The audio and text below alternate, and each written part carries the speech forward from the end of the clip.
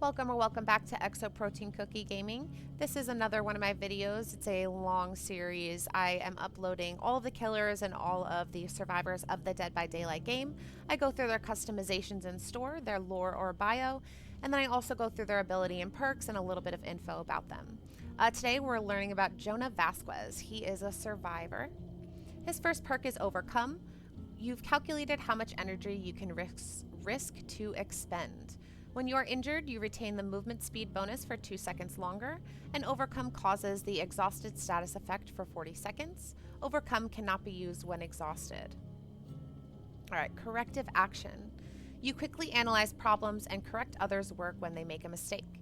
You start the trial with 3 tokens and gain a token up to a maximum of 5 for every great skill check. When another survivor fails a normal skill check, 1 token is consumed, and their failed skill check becomes a good skill check. Additionally, their aura is revealed to you for 6 seconds. That's an interesting one. And last one is exponential. When it seems like your number is up, you consider ways to recalculate the odds. Press and hold the ability button near a dull or hex totem to bless it, and create a boon totem. Soft chimes ring out in a 24-meter range. All survivors within the boon totem's range recover by 100% faster and can completely recover from the dying state. You can only bless 1 totem at a time, and all equipped boon perks are active on your boon totem. Alright, so Jonah Vasquez. Jonah Vasquez saw the truth behind the veil. His gifted mind understood numbers in a way few could. Sunsets, architecture, a blade of grass, he saw more within them than eyes could gleam. He understood the language that explained them, mathematics, complex equations that continually played out around the universe to determine why and how we exist. Structures, patterns, a law unbroken, physics. His gift would have been overlooked had his family's history of poverty continued for another generation. But some patterns are meant to deviate from their common course, and Jonah's father strived to better his family with every muscle he had. What started as a job picking fruit near Fresno, California, eventually led him to owning a small mangrove. It wasn't much, but it was enough to provide Jonah a stable childhood and education. Though placed in advanced classes, there were few signs of Jonah's brilliance to his peers. He was a normal boy with a few close friends, a passion for baseball, and an interest in ancient civilizations.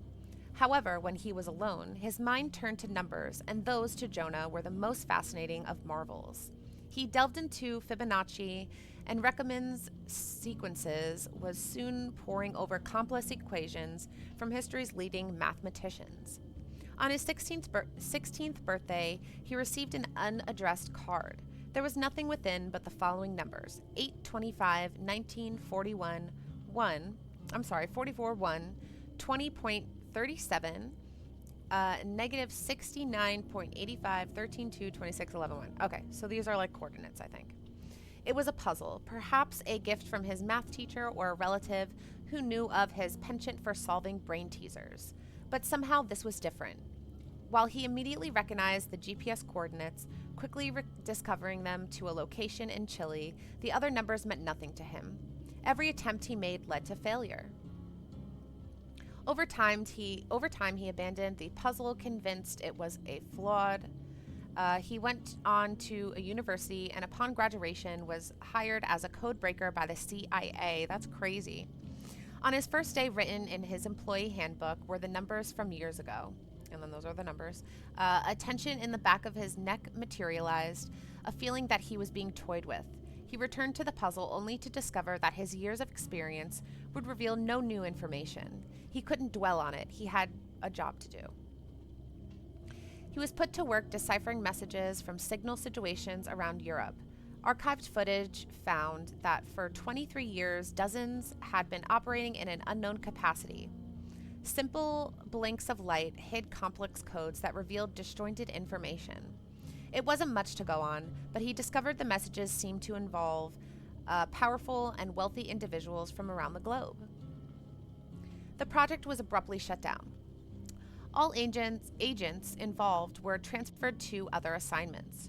Jonah was moved to a covert task force in the newly formed democracy of Quintana, where he intercepted and decoded messages from bands and rebels. His work enabled the U.S. to target numerous rebel locations. The bombs dropped. It was discovered too late that the messages were decoys. Civilian casualties were staggering, the true numbers covered by the officials. Jonah blamed himself.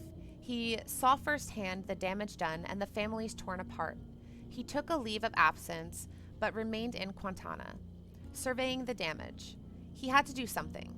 He cashed in his favors with one of the CIA's digital security experts and infiltrated the rebellion's computer network.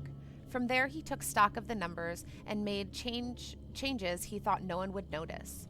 Small amounts of money were siphoned from the rebels to those who lost their homes and loved ones. It seemed like a smooth play, undetectable and bloodless, until the day the gunshots rang through his suite. Jonah hit the floor as glass shattered and holes punched through his walls.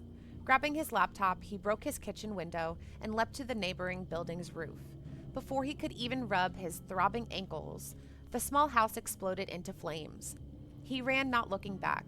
He climbed down the alley, made his way into the slums, and concealed himself among rickety shanties of cardboard and rotting wood. A week later, he arrived at an American embassy, exhausted, dust-ridden, and defeated.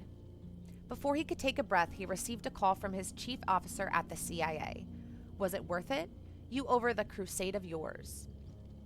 He felt powerless, and so he returned to his focus to what was black and white numbers. His chief officer gave him a new assignment, one classified to all but a few. His research on the signal stations had reached someone high up, and the project was reopened under a veil of secrecy. Jonah dedicated his time to deciphering the codes, partly out of fascination and partly to forget the guilt that resided within him. What started with signal stations led him to something even more baffling: horror podcasts. In the stories of campfire thrillers and slasher tales from around the world were carefully concealed codes, sometimes numbers, sometimes words. Each time, as if being a secret password or handshake, he found the following message: sacrifice is rebirth. Hidden in the code was information on a network of powerful people, all working towards what he did not know. There was chatter of summonings and rebirths, sacrifices and hunts. Jonah assumed much of it was red herrings attempted to mislead. Up late that night, he analyzed another code, this time concealed in a story of vampires. What he deciphered sent a chill through his spine, and these are the coordinates that he received years ago. The numbers had returned. They haunted him. He saw them when he closed his eyes. They clung to his sleepless mind, begging for attention. He checked the coordinates as he had years ago. It was nothing but a Chilean graveyard. He logged into the CIA's database and searched the history of the location. Only one hit had came up. A cold case where bodies were found in the area, the corpses eaten by hundreds of crows.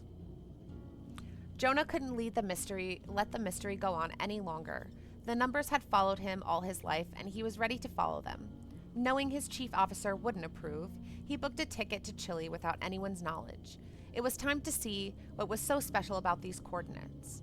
Less than 24 hours later, he arrived at coordinates, and he found himself under the sweltering sun, standing in the graveyard of a ghost town. There was nothing but dust and bones. Jonah spit into the dirt and puzzled over the numbers once more. He slumped next to an old grave, under the eyes of a watchful crow. He missed home, he missed the mangrove, he missed a time before the complexities of the universe crashed down on him. He looked out at the old, derelict buildings on one side and the sweeping desert on the other. There were similarities to Fresno, the dry heat, the sunset that cast an orange glow on the dusty ground. But it wasn't home, not to him. He looked at it from the eyes of a man who didn't belong in this place, and then Jonah understood. He was analyzing the code from his own experiences, his own view of the world. There was so much he overlooked. With feverish devotion, he considered what the numbers could signify for other cultures: ancient Egyptian measurements, Persian currencies, and antiquated calendars. I'm not sure what that means. He finally understood. He sifted through his knowledge of ancient civilizations before coming to the Tyranian calendar. Plugging in the numbers as dates, he converted the first half of them over to the Gregorian calendar. He wasn't prepared for the number it would reveal. His birthday. Holy crap, this is getting interesting. All right. The world spiraled around him. With sweaty palms, he calculated the remaining numbers. It gave him another date. Today. The code, it was about Jonah, at this location, at this moment. His hands shook. His heart pounded against his ribs. Was he part of a prophecy, or had someone led him down this path? He didn't know. For once, numbers no longer made sense. A heavy fatigue came over him, and the world shifted in impossible ways. He knew the equations behind nature. He knew what he saw couldn't be. He witnessed his father's mangrove beyond the desert and felt overwhelming comfort. Crows cawed in the distance, and the smell of citrus wafted on the breeze. He considered that he was once more a child, and the numbers nothing but a horrible dream. Trapped in a nostalgic thought, he didn't notice the dark fog seeping from the grass, swirling its way toward him.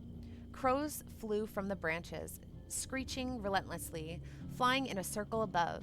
It was too late when he realized the scent on the breeze was no longer citrus, it was blood. Oh my goodness. Okay. Let's go over and look at his clothes. We got baseball series. Got a clipboard in his hand and everything.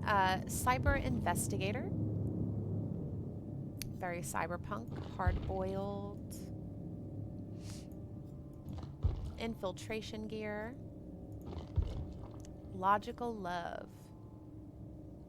Oh, I love his headset. Very cool looking for Valentine's Day. Long swim.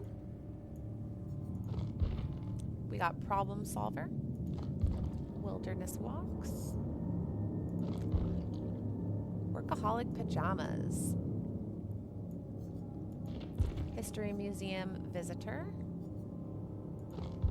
Got the same one, just different color. And then we got online security drill. These are just different colors and designs.